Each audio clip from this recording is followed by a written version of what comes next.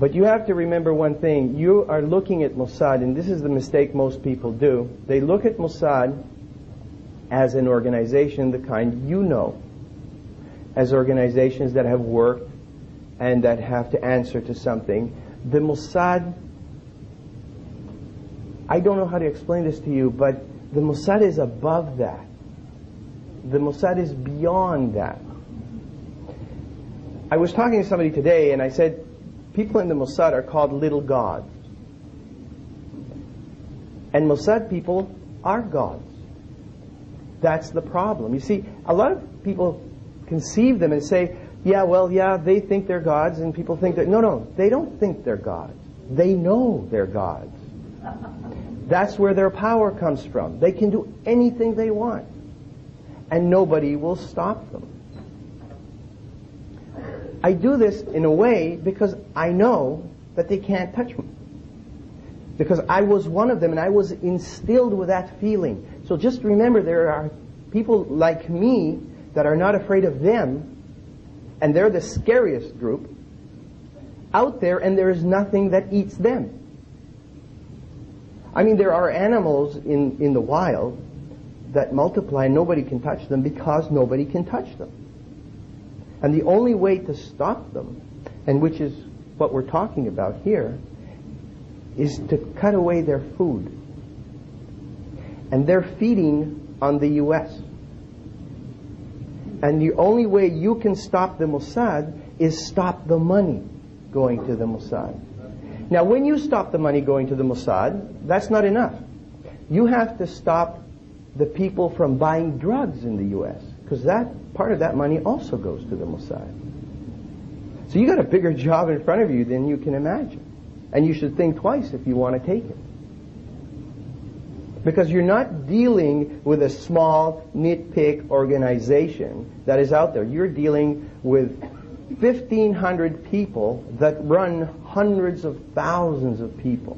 And whoever they can't run, they buy. If they can't buy, they kill. I just don't like people putting their hands in my pockets. I'm not an American. The subject of what I'm going to talk about today is the influence of intelligence on politics. That's the general term. I'm going to speak more specific about the influence of Mossad on your government. And what does that entail? Now, any further, let me explain to you where I come from.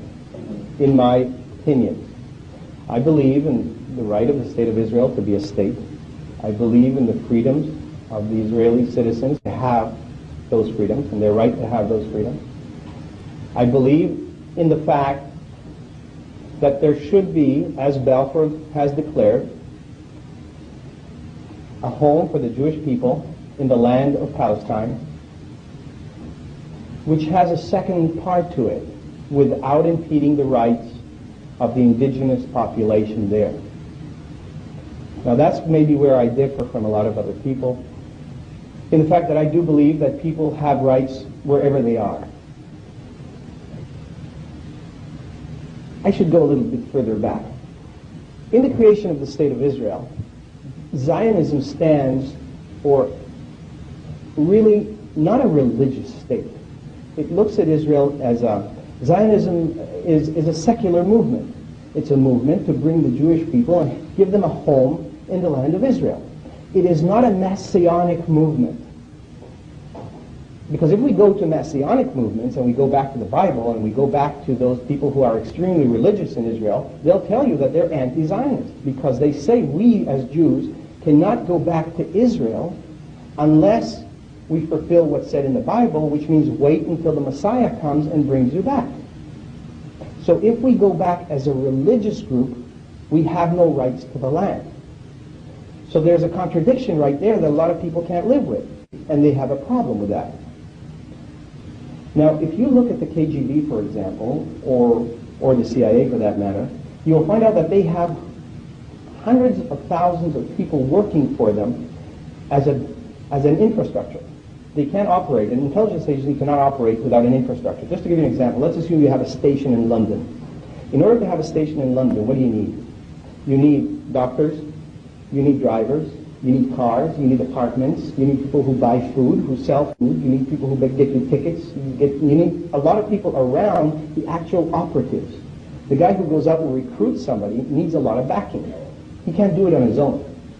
The Mossad is very small. We're talking about an organization that has about 1,200 people, including secretaries and drivers. Now, how do you spread that across the entire world that you have to gather information from? Because you see, a Mossad cannot have a station in Damascus because it has no embassy there. So you cannot have an open station. So what you do is this. You open a station in London with 5 guys. 5, sorry. That's the Mossad sign for 5.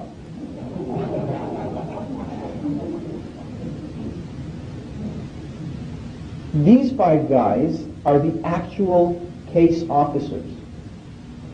Then what you do is you get people to come from Israel, and they scout the country, and they come up with a lot of names of the Jewish community in London. And these guys then go out and they'll approach a doctor, a Jewish doctor in London, and they say to him, listen, we need your help in order to save Jews elsewhere. And we might be turning to you. Will you be helpful to us? 70% turn them down, but nobody will ever turn them in. And that's a very important factor. So you can go to another guy, and another guy, and another guy. Before you know it, you've got 300, 400 people in London who are supporting the station. You need a car, you pick up the phone, you say, Mr. So-and-so, I need a car. I don't need it registered. An hour later, you can pick up the car. I need a safe house. 2 hours later, you have a safe house. I need a doctor. I need tickets. I need transportation. I need $300,000 in an hour at 12 o'clock at night. So you get a banker who opens the bank and he takes it out because he knows 2 days from now the money's going to be back. We're good for it. I think my first book sold something around the world close to 8 million copies. My second book was not reviewed in any newspaper in North America. Now that's a record. None. No, I'm sorry. I think the guy in the Phoenix Gazette and the people from B'nai B'rith walked in and asked for him to resign. Yeah, because he's an anti-Semite. Now, I know what they do because I used to ask them to do it.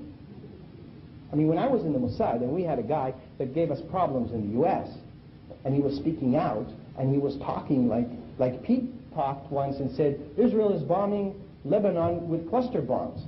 We say, hey, who's that guy? You know? Pete Makaki, we used to call him. Yeah, which is Pete the cockroach. Because he makes a lot of noise and you can't get rid of him. So what you do is you get in touch with a guy in the station in New York or in the station in Washington. You say, tell the guys at B'nai B'rith to label him. And of course the campaign starts, and before you know it, the guy's labeled. And he's an anti-Semite. Because that's what we say he is. And that's one stain you cannot wash. Now, it shames me as a Jew to tell you that. But that's the fact. And it's wrong. And the people who are perpetrating this don't really understand what they're doing.